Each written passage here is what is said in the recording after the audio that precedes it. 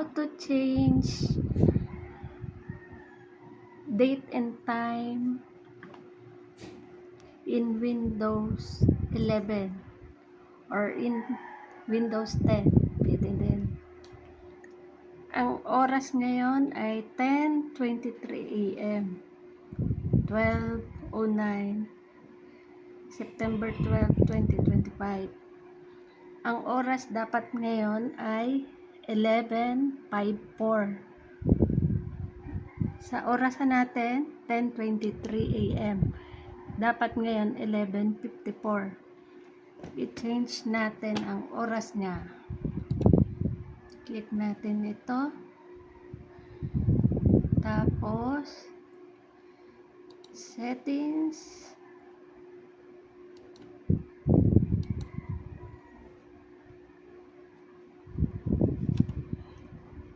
Type na lang natin dito. Change the date and time. Type nyo lang dito. Search. Tapos,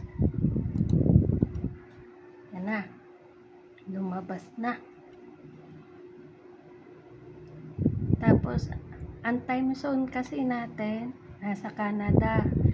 Kaya ngayon, papalitan natin.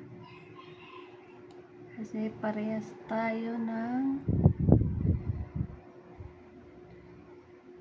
Beijing. Kaya hanapin natin. Ito dapat. Yan. Tingnan nyo ang oras. 1:25 AM na ngayon.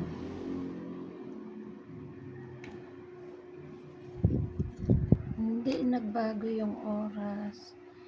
Kaya dito natin babaguhin. I-on off nyo lang ito. Yun, nagbago na uli. September 12, 2025. Tapos ang oras 11:59. Sakto dito sa orasan natin. September 12, 11:59 ng umaga. Yan. September 12, 2025. Tapos ang oras na yan ay alas 12. Sa atin alas 12 din. Diba? Tama?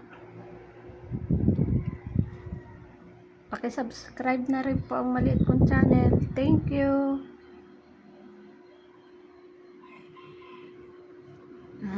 12 PM.